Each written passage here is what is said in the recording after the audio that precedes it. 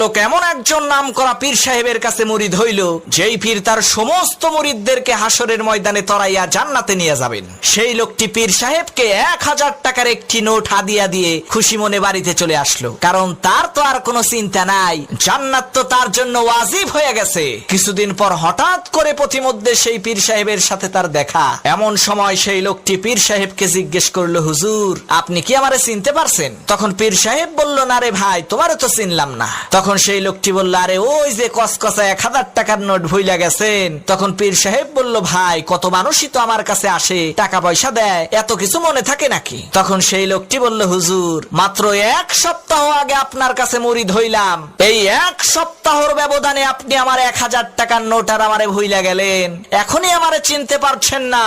তাহলে সেই কাল হাসরের ময়দানে লক্ষ কোটি মানুষের ভিড়ে আপনি আমাকে কেমন করে চিনবেন? না চিনলে জান্নাতে নিয়ে